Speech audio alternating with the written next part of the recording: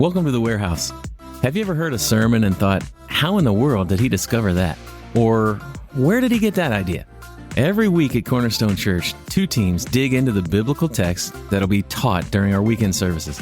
We spend hours talking about the text, the context, the culture of the time, you name it. But you can't stuff all that into a 30-minute message. That's where we come in. We're going to show you the stuff in the warehouse that didn't make it to the stage. Hey, Nathan. Yeah. How would you describe your mother-in-law's cooking?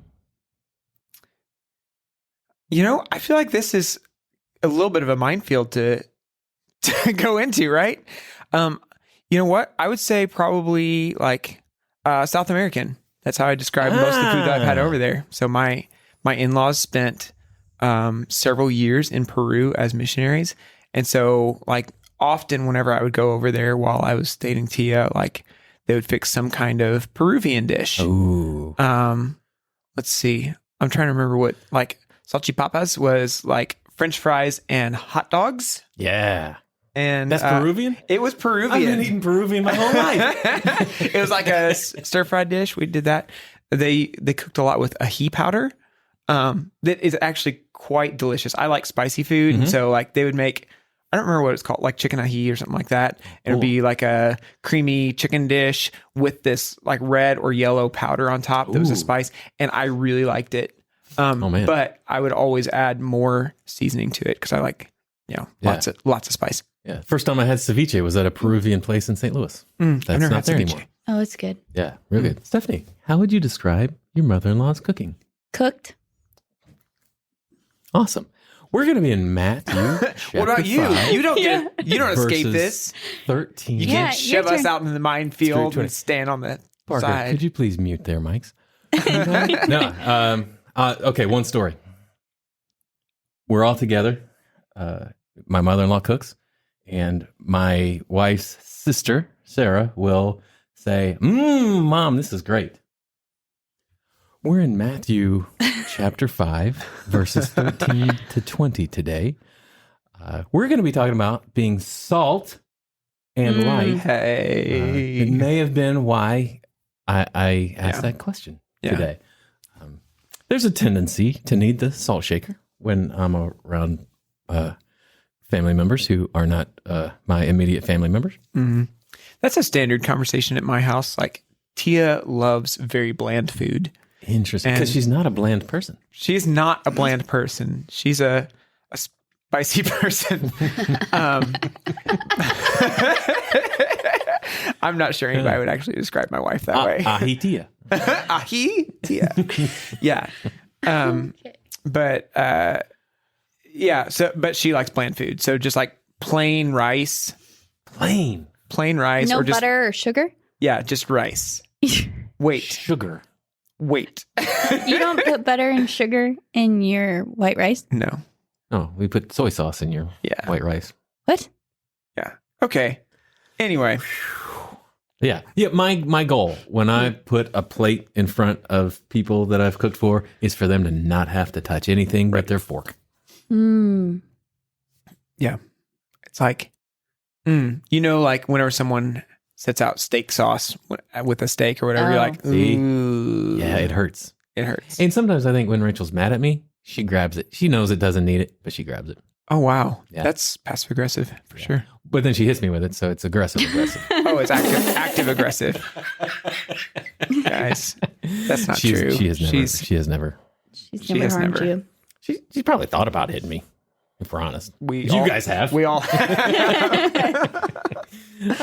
Anyway, we're right at the start, week number 2 of a series that's going to take us through the summer. Talking about the greatest. Best. Not the greatest. No, it's the best. I mean, it's probably both. Probably best and the greatest sermon ever preached. Yep. Jesus' Sermon on the Mount. Almost said mouth. Mouth. The Sermon on the Mount. Yep. Found in Matthew chapter 5 and following through 7. Yep. 5 through 7? Yep. So here we go. Matthew 5. Last week we were in the first 12 verses. This week we're going to be looking at Matthew chapter 5, verses 13 to 20. Stephanie, what was your big idea? We are called to preserve righteousness, to be a light in a dark world, because Jesus is the fulfillment.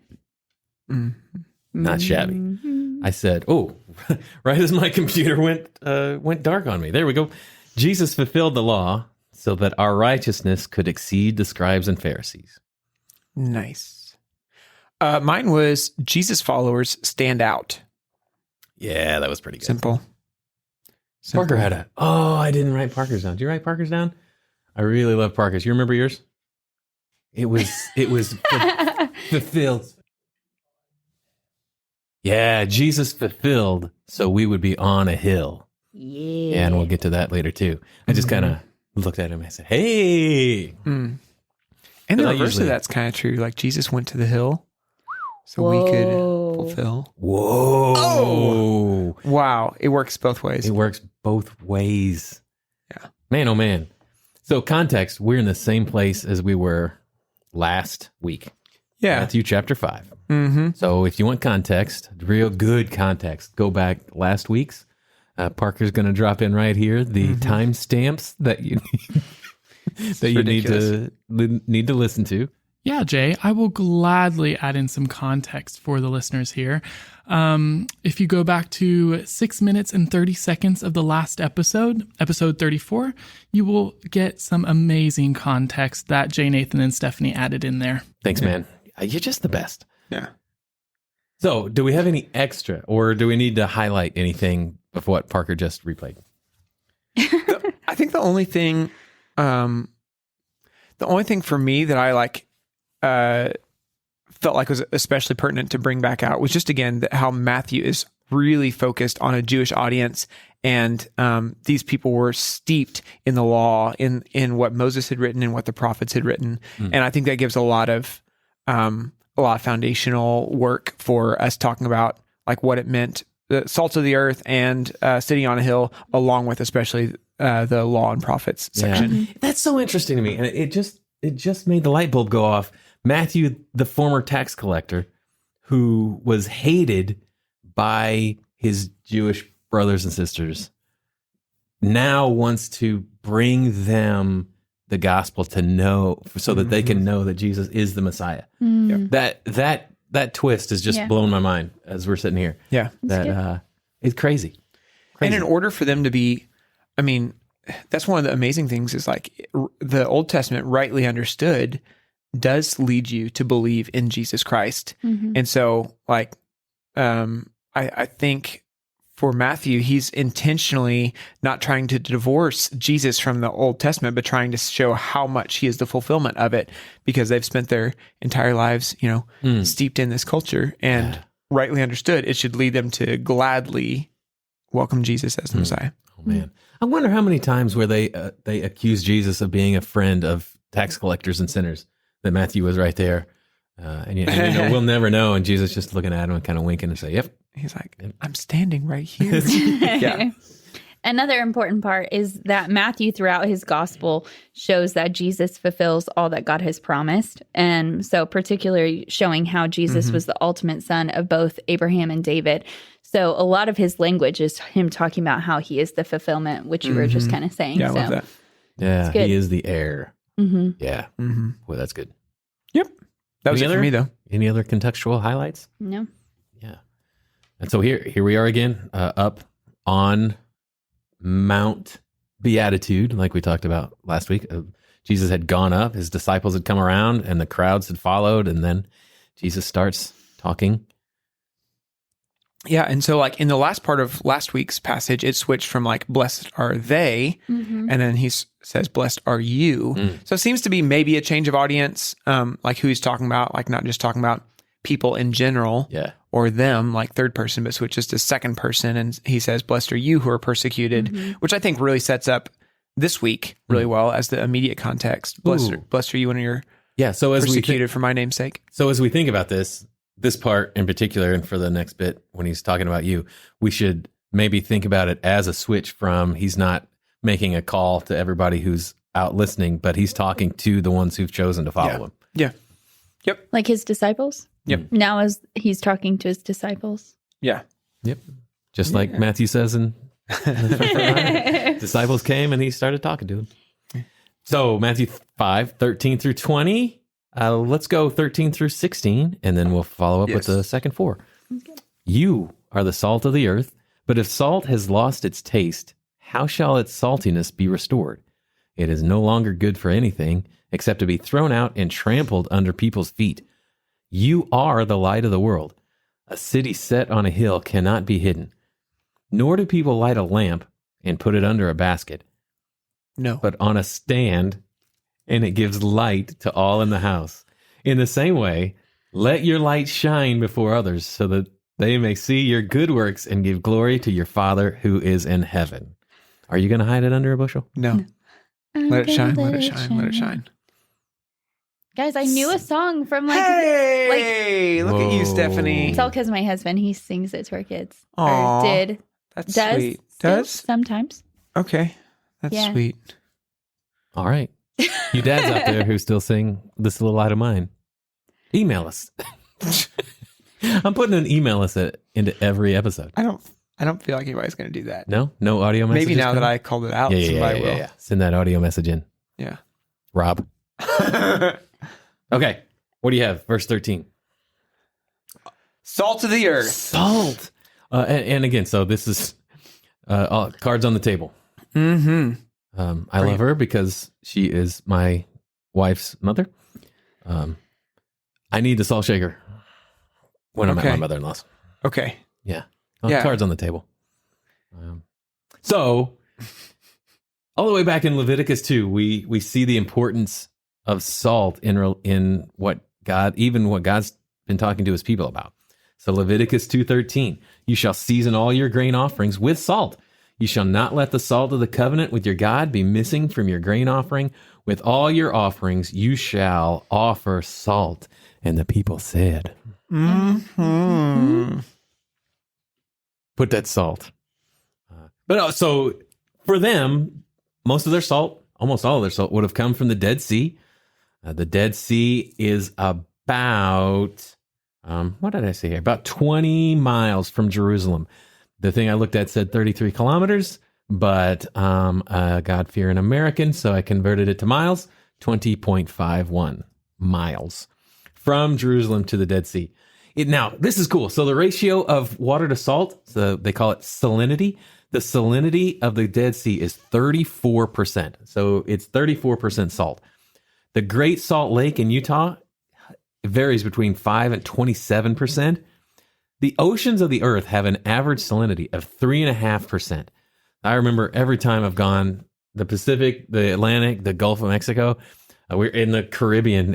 Anytime I'm in an ocean or a sea, a Gulf, get out and inevitably, I'm going to get salt in my mouth, salt water in my mouth. And it's just icky. I kind of like it. You would. That's Ellie, my 5-year-old. Like she, I don't know. She's a very quiet crier. Like sometimes she'll just get upset about something and you have no idea. And then you just look over and there's just like tear stains all the way down her face and stuff. No. Yeah, it's sad. But also like she's just licking her tears all the time. And like it's been pretty frequently that she's told me like, I like the taste of tears.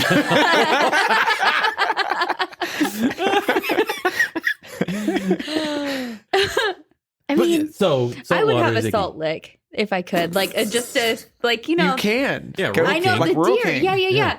Trust me, Go get one. I've debated get multiple one. times. Yeah. I do enjoy salt. Yeah. Mm-hmm. So remember how salty ocean water is, and then think the Dead Sea is 10 times as salty as any ocean you've ever been in. Yep. So they had some salt. Plenty of salt to go around. Plenty. So then a lot of people would float, right? Because Oh, yeah. extra salty. Yeah. Super easy to float in the Dead Sea. Yep. Would it be good for your skin? I don't know. I would think so. Yeah. We should do like salt rubs. I would think so. There's sugar scrubs. Okay, so this and this salt of the earth is actually, I mean, it's still a phrase that's used to talk about people being good people, right? Yeah. I mean, he's salt of the earth. That's just somebody saying that he's like his moral fiber is really high, or like that he's a good person. So there's different ways this phrase has been interpreted. I've heard plenty of sermons on this, and this was a pretty fun discussion about like what's the right way to interpret this. Yeah. What are some of the ways that it's been interpreted? So this is how I got my big idea, is because how I was taught, how I've always studied it is that salt was used as a preservative. And so since they didn't own a deep freezer, refrigerators, people would use salt to preserve many things like food and meats and stuff. And so that's where I got that Christians, like we are called to preserve his righteousness. And then another way it's been interpreted is like preserving the Bible, preserving Jesus, preserving like that type of thing. But the way we got to discuss it yesterday, I really enjoyed it, which I know we'll get to here in a little bit. But I also have read it as purity because of the whiteness. And then also it came back to how they would use it for covenant. In the Old Testament, it had covenant language. And whenever they would do animal sacrifices, they would put it on the animals and then sacrifice. So, yeah. God's like, don't be bringing none of that bland food in here. Yeah. It doesn't want the offerings to him to be bland. Yeah. That's so good. But if salt has lost its taste, Yeah. this was a fun conversation too. It was. And it took me a minute yesterday to process it because I was like, no. Okay. Yeah, that makes a lot of sense. And so I sat in it for a minute and processed quietly. What did she process? Because, okay, so it is true to say these things about salt, right? Yeah. It does preserve things like that. That's true. It's a fact of history that people have used salt to cure things and to make it, last for longer. Or more medicinally. Yeah. And so like that's not wrong. And so but if we're not careful, we can read meanings into it that like they might not have heard and understood. And that's like let's see, in seminary, we're talking about it. It's a reader response hermeneutic. So it's like the way I hear it determines the meaning versus like what the text means or what the author meant. Yeah. So anyway, so we landed in a specific place where we thought the disciples would have heard it as Jesus was talking. yeah, which was specifically like its most simple form, which is if salt has lost its taste, like just as a seasoning. Yeah. Which is like not as a preservative, not as symbolizing purity, but just as a seasoning for their food. Yeah. But there's a catch. Yeah. Because salt doesn't have a shelf life. Right. Yeah. Salt, it's impossible for salt itself to lose its saltiness. Yeah. Yeah. It's one of the few food, most other spices, if you leave your oregano in the cabinet, it goes bad. Yeah. It's going to like stop tasting as good and just become very bland over time. But salt does not do that. Now, iodized salt does, but that's because of the iodization process. Yeah. But like salt in its pure form does not go bad. Yeah. So whenever we hit that, like if it loses its taste, there's kind of Jay and I both ran across an article that was like laying out some different possibilities with here. I love what the first one is about. I just love his idea. Yeah, he says, so there are three possibilities for determining a meaning of this text. The first, Jesus wasn't a chemist. And so the idea, Jesus didn't know that salt couldn't lose its taste. Mm-hmm. I don't know about that. I think Jesus probably did know. Mm-hmm. But also, and this was one that really, really caught my attention and captured my imagination. So it's impossible for salt to lose its taste. And that impossibility was the point that Jesus is talking about. Mm-hmm. That was really interesting to me. And the most common is the third.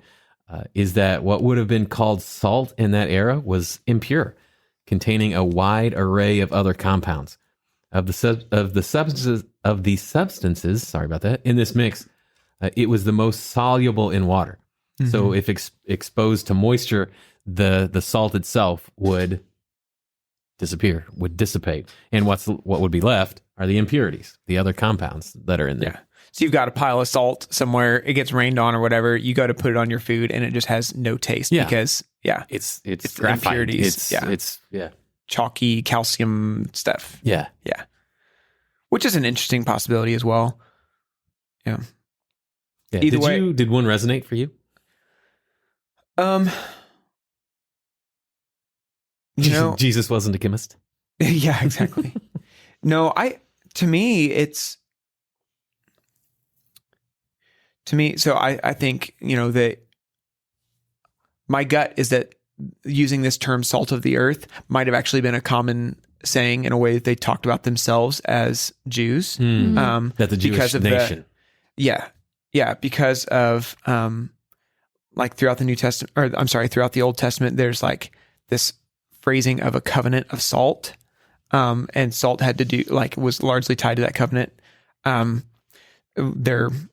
ability to keep His promise. So with them being salt of the earth, and I think that way partially because they also talked of themselves as a city on a hill. Mm-hmm. So whenever you start paralleling these two, it seems to me that he is setting up something that's like a logical impossibility, but saying that it is what's happened.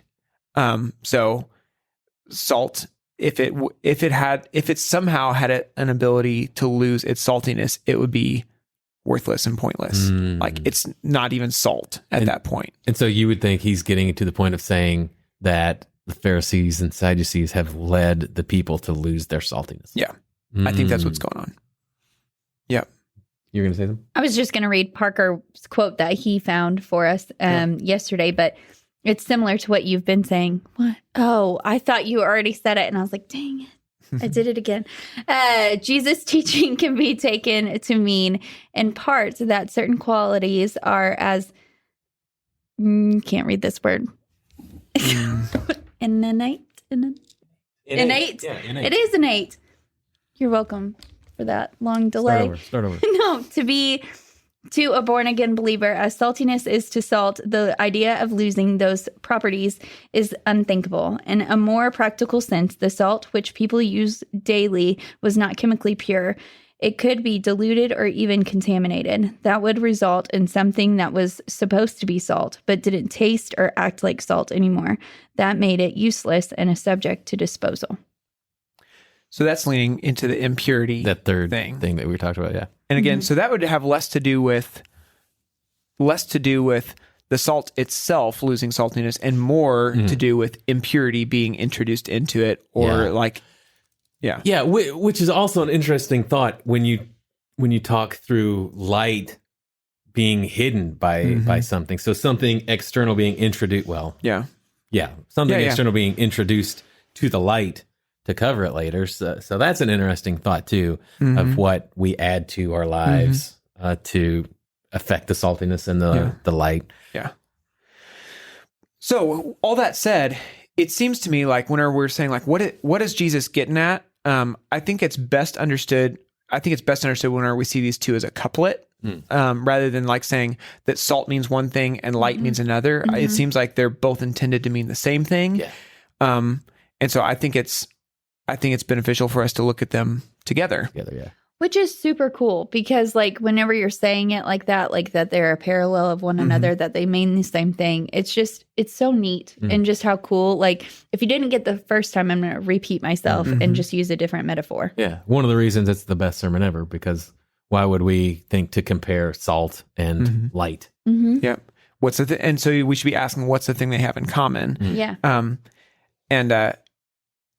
Yeah, I just think that's such a good teacher move too, right? I remember my dad teaching me, like growing up, that like one of the most important things as a teacher is to be able to take a concept and explain it from multiple angles, because you have different learning styles. People are going to latch onto one metaphor better than another. Yeah. So Jesus is not teaching multiple points here; he's teaching one. Yeah. And let's see. I do think one other thing that I found interesting is we talked about salt. And I think this will come out even more with the light. But one of the things that struck me as I was reading was that like salt, it is applied to food to make it like tasty, right? To season it, to make it more palatable and enjoyable. Yeah. And it is separate from the food that it's seasoning, but it has to be combined with it. And so if you have a steak and you put something on it that just tastes like steak, then it doesn't enhance it. Right. Like, you want to be putting salt on it, and it's separate from it, but it enhances the flavor. And so I think like in that way, we should be thinking that salt is something that stands out. Yeah, that's very cool. And again, the salt doesn't try to make a steak taste like salt. Mm-hmm. The salt also helps enhance the flavor of the steak as well. Medium Now rare. you just want a steak. I know. I'm Medium thinking of rare all day medium rare. long, guys. We didn't even have to ask that as an icebreaker That's the first time all three of us have agreed on something wholeheartedly. on anything ever. Medium rare steak. See. Trying the three-way high five, and they both just offered one hand Oh. tonight and didn't try to. There we go. There we go. Nailed it. Yeah. Nailed it. Yeah, cut that to be flawless. So you want to talk and- about 14 through 16 then? Yeah. But so if salt's lost its taste, it's not even worth the garbage can. You just throw it in the street. You're not In even Luke, gonna he take talks about it's like it's not worth throwing on the dirt or the manure pile, which is an interesting. Like I don't exactly understand the context in Luke, and actually I read commentators who were like, "Yeah, we don't really know what he's talking about." Yeah, it's not good. Yeah, it's not good. not good. Either way. Yeah, you're the salt in light of the manure world. pile. You're right. You're You're the in a bad light of the spot. world. City set on a hill cannot be hidden. Yep. Okay, so here one of the things that I was doing is like you have light of the world, city on a hill. That's again like actually two different images, right? A light like a torch or a lamp, and then a city.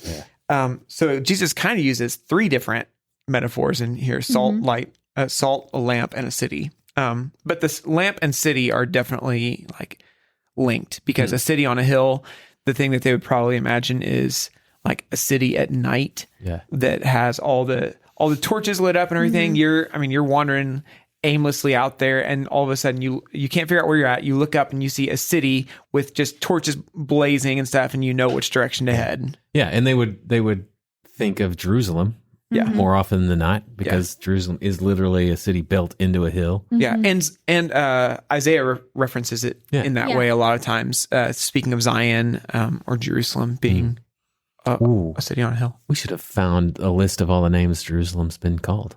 It was Salem. Oh, yeah. And Zion and others, And there's our list, Again, guys. should have found a list. etc. So Ephesians 5:8, Paul tells the Ephesians, "For at one time you were darkness, but now you are light in the Lord. Walk as children of the light." Mm-hmm. And there in Isaiah 9:2, the people who walked in darkness have seen a great light. Those who dwelt in a land of deep darkness, on them has light shone. And John starts his gospel talking about the light of the world. Yeah. And because Jesus is light, he has made us light.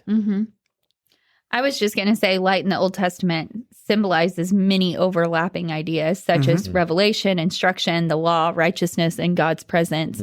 And so whenever we're putting this into like perspective here for us as well, like just how like how good that is for us is like to see. I don't know where I'm going there. No, you're spot on. Yeah, I mean, so like that illumination stuff. I just think of like your word being a lamp unto my feet and a light into my path, and that like just allowing us to see, what's right and what God's will is, and where we should be going, and just I think even just without going too deep into the metaphor, it's like, have you ever been someplace that it was so dark? You went spelunking or something like that, I don't know what that means. Cave diving. Okay, thank you.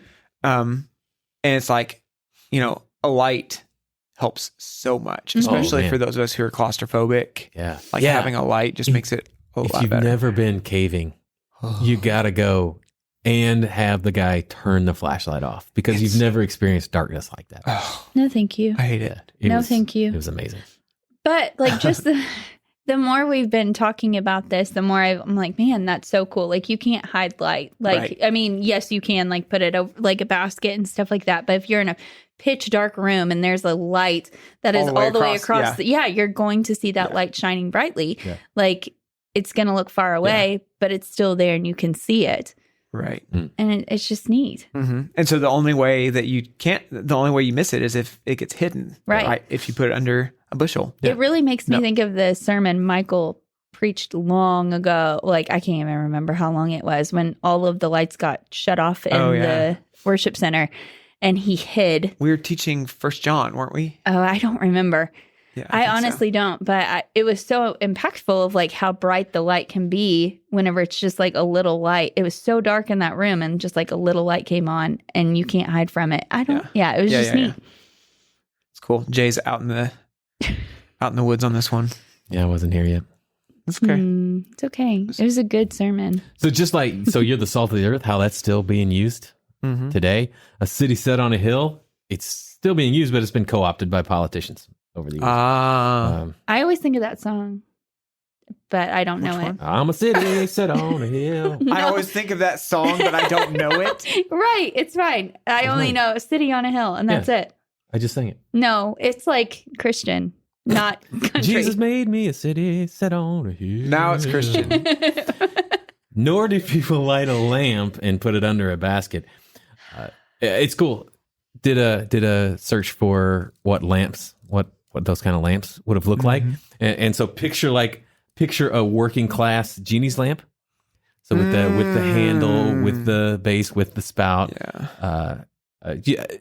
Indiana Jones and the Last Crusade, picking the chalice, picking the cup of Christ. It wasn't this grand king's cup; it was the cup of a carpenter, a little clay cup. Chosen wisely. Yeah, and so it's the same idea, kind of a low rent genie lamp, and the oil would be in it, in the base, like a almost like a teapot looking thing, and then there'd be a wick or something at the top, and it would burn that way.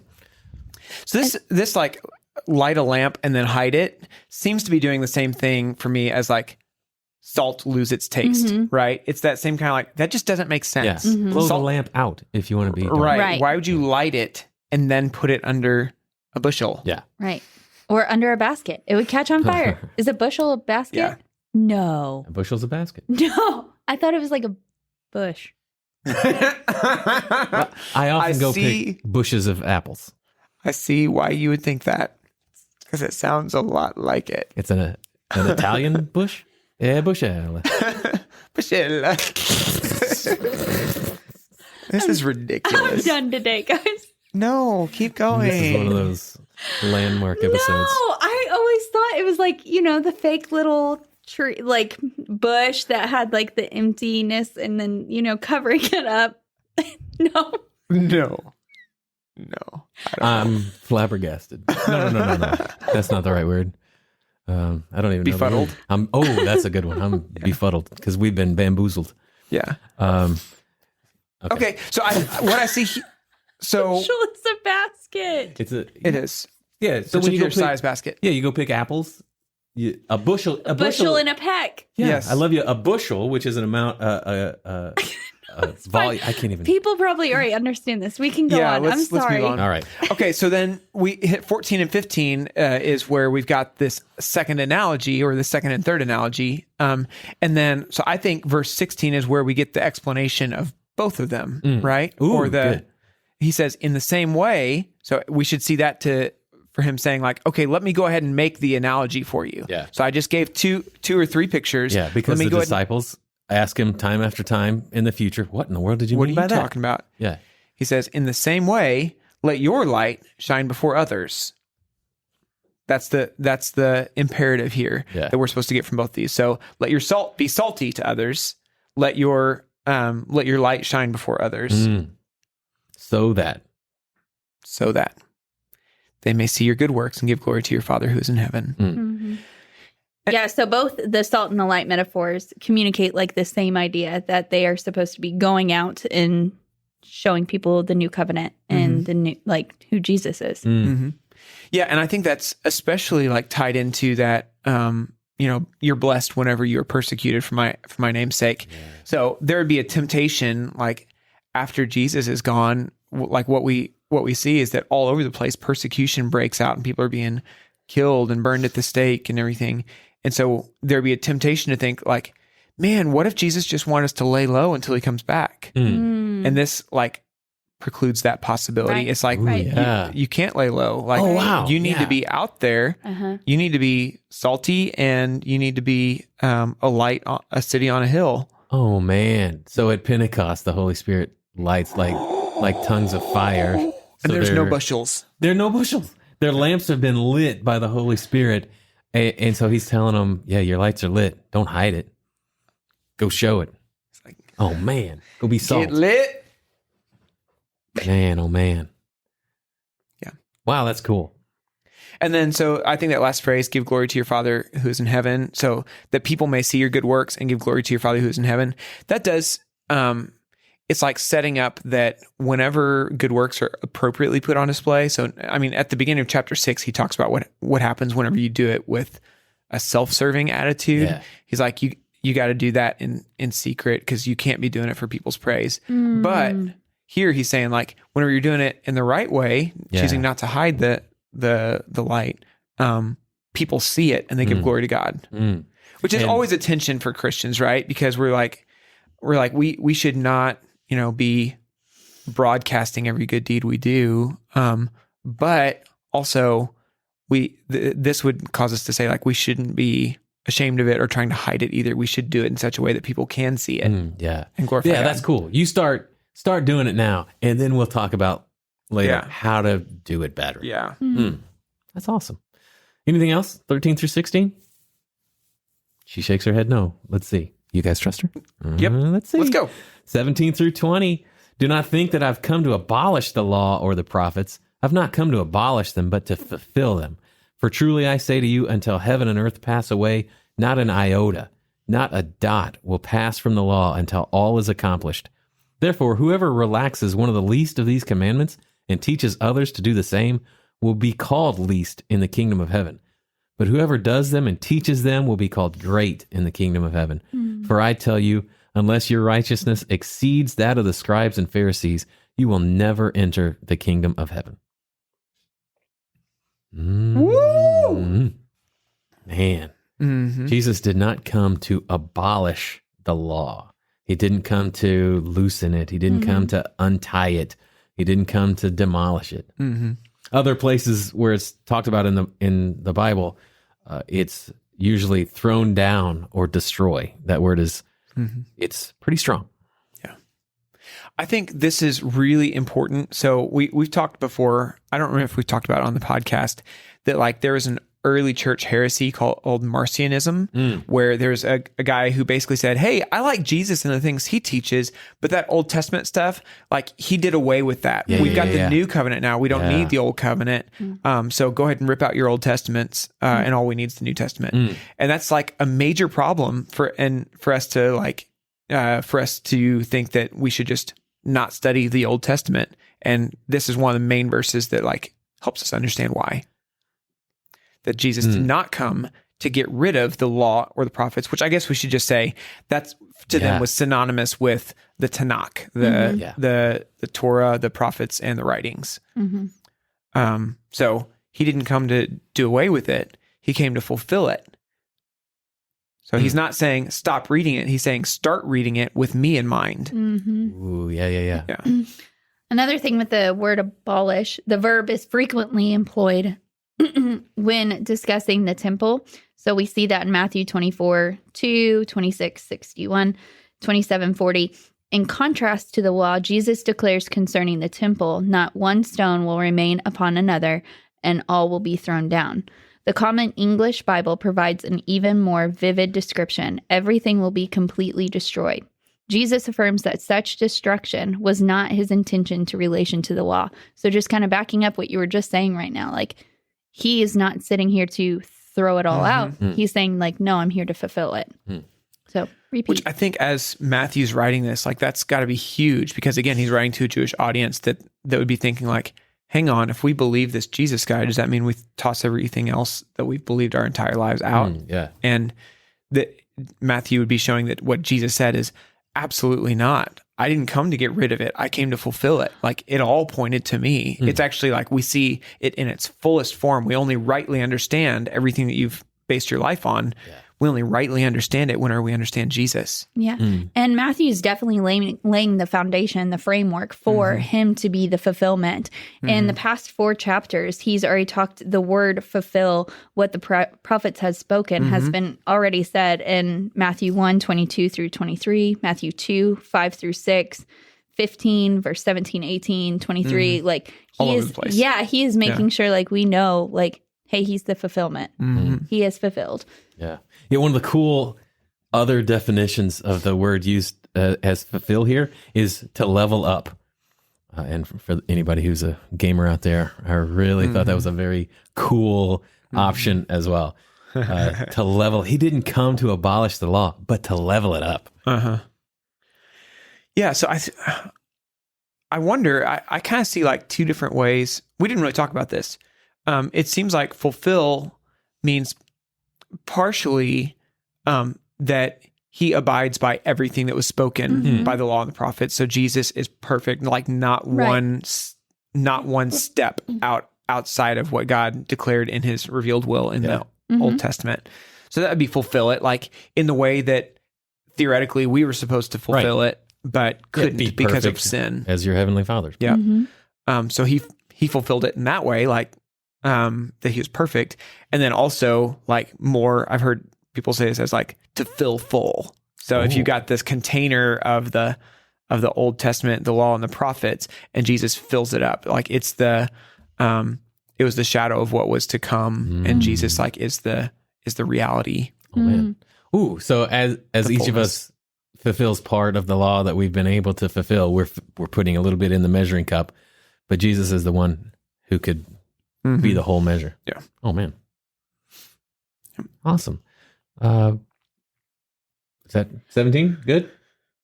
Yeah. Hey, what about jots and tittles, Nathan? Ooh. Hold on. Can I do heaven and earth before Do it. so we keep it Do it. in? I just found that Matthew 24:34 through 35 says, "Truly I say to you, this generation will not pass away until all things have taken place. Heaven and earth will pass away, but my words will not pass away."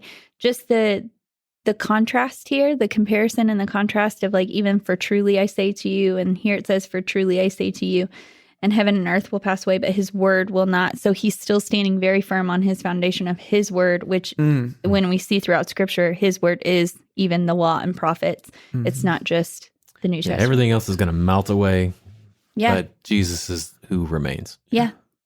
Yeah. On that, just an unpopular opinion, I don't like red letter Bibles for that reason. So, Because it would all be red letter. yeah.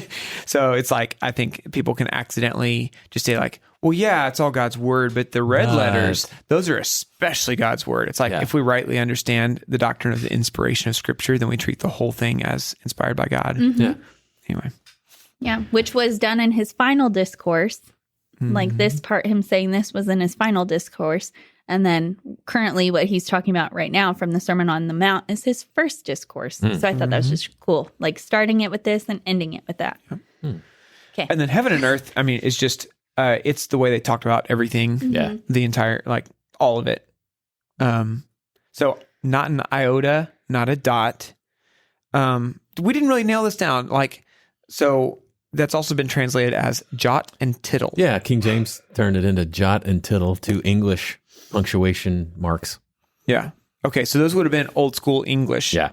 Names for old school English, whereas this would be going back to the Greek, correct? Yeah. And so that's a fun talk too about Bible translation and how so dynamic equivalence is like the NIV taking what we traditionally would think of as thought for thought. This is kind of one of those instances, even in the King James, which people think as a quote unquote word for word translation. But here, a jot and tittle is an idea that English speakers back then would have understood and would have, okay, I got you. So for us, it would be like it'd be like us saying a period or a dash. Yeah. Like period, a dash. So, so the iota. Those would be punctuation marks, whereas an iota is actually... Yeah. You think of it like, the dot of an I or the cross of a T. Yeah. So, even, so the dot of an I, I mean, if you've forgotten an I on a... I have. As you're writing. But a cross of a T, that'd make it an L. That's important, sure. I've done that whenever I've signed prayer cards. I end up like in my name, Nalhan, or I accidentally cross the H instead of the T. I don't ever cross. Nalton.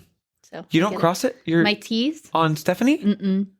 Wow, Stephanie. Huh, Slef. Yep. All right, Let's go on Slef. Stephanie. So so the That's the worst name I've tiniest... been called. It's fine. Yeah, I believe it. So Jesus is saying that even the smallest punctuation marks in the law will not pass away until all is accomplished. Iota being the smallest of the Greek letters, It's the 8th letter of the Greek alphabet. Fun fact. Yeah, take that. Trivia night. And iota is the only place in the New Testament that it's used. Wow. And that makes it Hapax legomenon. yes. I almost said it wrong, so I'm glad you said it. Yeah. But that's And then the dot word there is like when a Hebrew letter would go up into a horn, like a T, or what else would have a horn in English? I mean, would you like have a V, the top maybe, of an A or something? Top of an H? Yeah. Or okay. or lowercase a, how that might, like the little horn mark. So in Hebrew, those horn marks were super important, but they were pretty minuscule.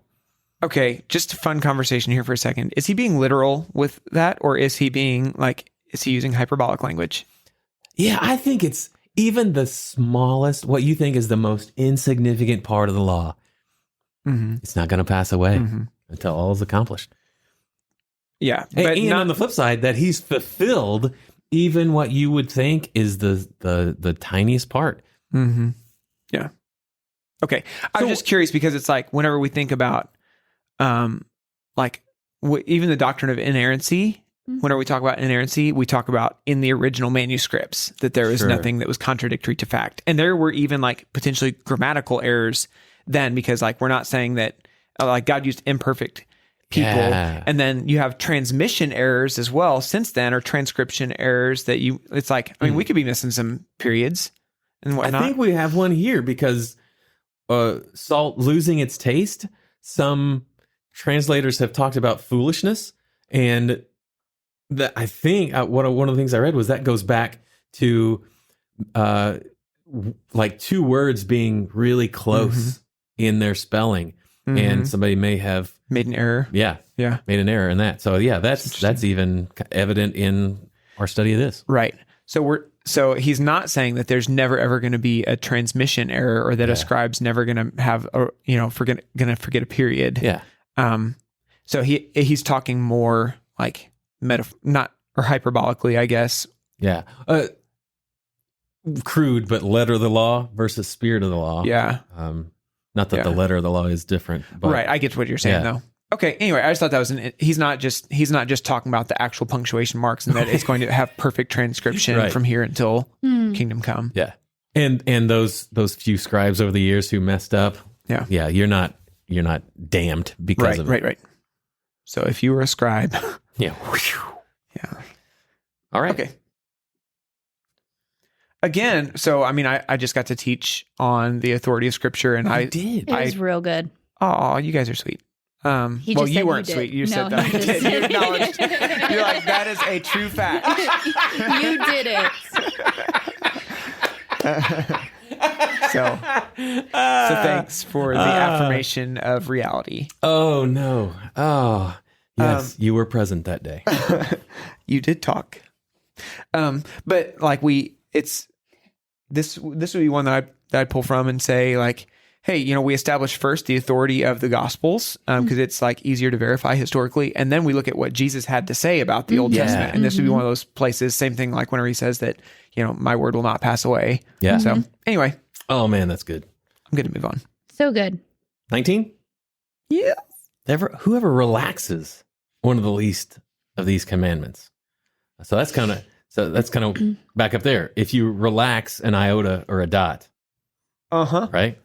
Yeah, so that would have more to do with like the intentional changing of it. So it might not even be like accidental, but it would be like one of those, don't you dare change this. Yeah. Yeah. Yeah. Relaxes meaning loosens. Oh, that's the one that comes in back. Loosen or untie. So yeah, you're relaxing this thing, and Jesus is answering those people who thought he came to abolish. Yeah, I'm not even here to let up a little bit. Yeah, which I mean, you end up with people like the Pharisees saying like, "Who is this guy? He's a glutton, and like he's hanging out with tax collectors and sinners and stuff."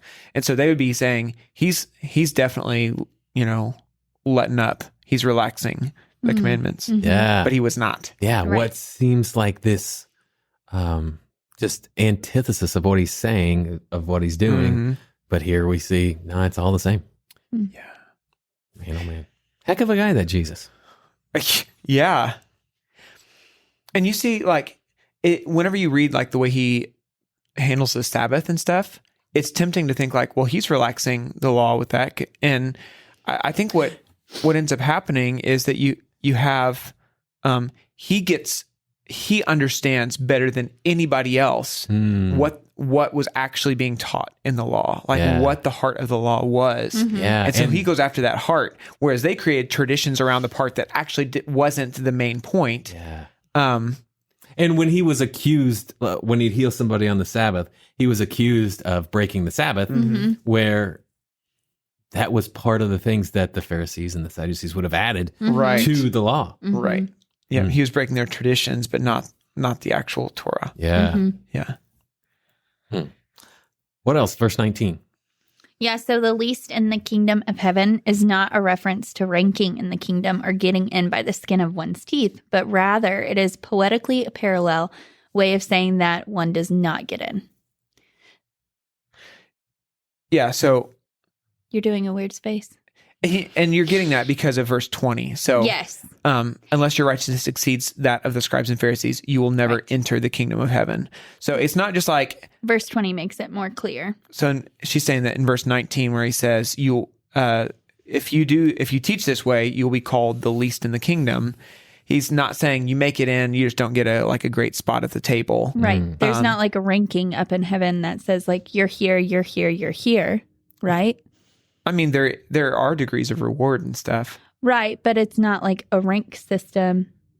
Yeah. I don't know how you Never mind. differentiate that. I just think like, so especially with the parallel in verse 20, you're saying that like in both instances, he's saying that you're not making it. Mm-hmm. Do you disagree with that, Jay? Least in the kingdom versus never enter the kingdom. Is that two different statuses of people, or is it saying the same thing? Man. Yeah, you will be called least in the kingdom of heaven. It looks like you're still there, right? Yeah, I must have totally zoned out when you Said read that yesterday. But yesterday I did add in verse 20 whenever I said it. Today I did not, and I don't know why. I'm still caught on where is least in the kingdom of heaven in verse 20? So Unless your righteousness it's saying exceeds. So the commentator I read said it's more or less like a poetic parallel to verse 20. So that you'll never enter the kingdom of heaven. So more saying like, so this 4 at the beginning of 20 would say that like this verse 20 is expanding or explaining what he just said, right? That's how it's related. It's clauses that are related in a way that they either form the foundation or expand on what was just said. Okay. So if at first he says, hey, you better not relax it. Instead, you should teach everyone to command, to keep it. And he talks about least and greatest. And then he says, 4, I tell you, unless your righteousness exceeds that of the scribes and Pharisees, you will never enter the kingdom of heaven. Yes. So that'd be saying like, you might have a statement up in verse 19 that's a less harsh way of saying it. But then in verse 20, he goes ahead and takes it to to the fullest extent. So you'll be called least from the kingdom of heaven. Yeah, potentially. I think that's what the author she was reading is saying. I'm still looking up. Go ahead. I'm still looking up the whole ranking in heaven. So like I view rewards and rank different. Like in status almost. Like you wouldn't have a higher status because you have more rewards. Elders and overseers are judged differently than the rest of us. And you do end up with Jesus saying like to the 12 that he's going to appoint them over cities and stuff like that. So there is, it's kind of mysterious. I mean, because you also have these others, the ones who do the law and teach them will be called great in the kingdom of heaven. Right. So what if you don't teach the law and you just, the rest of your life, you do it faithfully? Right.